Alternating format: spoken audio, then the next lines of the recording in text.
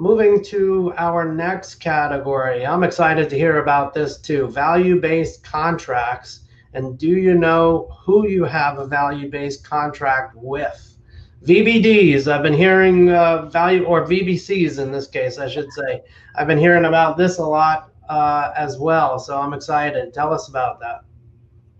Okay, yep. So the health plans offer providers value-based contracts.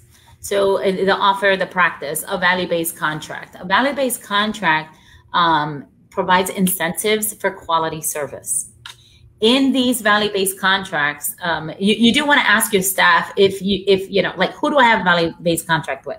That's what I want to start with, because you could have a contract with 5 different health plans, and you're going to get your reimbursement for every health plan for your billing like normal, right? That does not change. A value-based contract is in addition to the contract.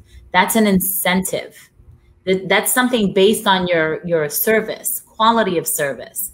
So if you're looking at your revenue or what you're receiving from each health plan according to your contract, that's perfect. That stays the same throughout all the years. You know, that's my contract with this health plan. Yep, 100%, 120%, 90%, whatever it is, right? But what happened to your value-based contract? You know, I mean, somebody came in from a health plan, you reviewed it, someone signed it, an executive signed it, but it could be kind of hidden in a drawer somewhere, and you don't know that you are literally throwing away dollars, right? There are dollars going out the door because your value-based contracts tells you the HEDIS measures that you should focus on for each health plan. So if there's one health plan that says, okay, I'm offering you a value-based contract because you have 500 of our members, right? You have 500 of my members, and I want to make sure that you do well. And if you do well and you take care of our members, we do well, we're going to incentivize you. Okay, I'm going to list all the measures where you're not doing so well. So increase those for me, right? And then they give you an incentive. If you don't know that you have a value-based contract, you're not looking at that value-based contract, you're not focusing on those measures. Right. There's a way you can actually, and that is, and I'll tell you about value-based contracts. Let's say this year, it's a shared savings. Let's say in 2020, you service these 500 members, service all these 500 members. You'll get, maybe you're getting an incentive, maybe you're getting $1,000 check, maybe you're getting a $5,000 check. But the potential, if you really calculate it, could be 150,000, you know, 400,000. Wow. It depends, if you know, because you're missing something, you're not focusing on the measures that are on that value-based contract. You saw the member came in and went out the door, and you forgot to do that one thing.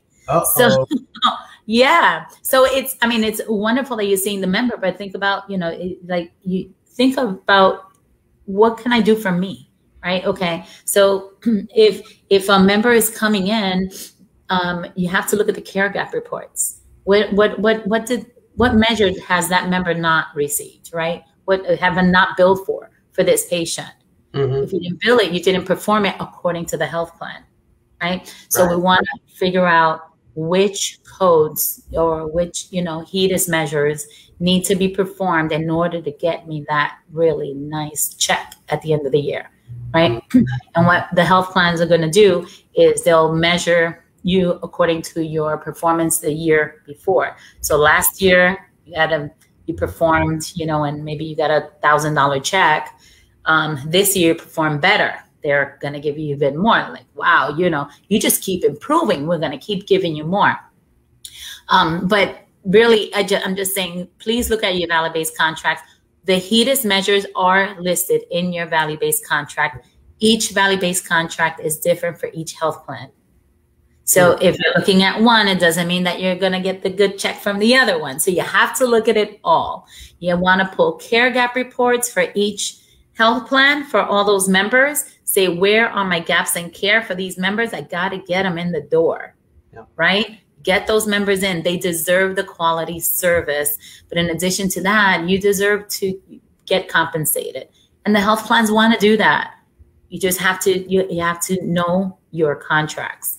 And we can, again, help you with that.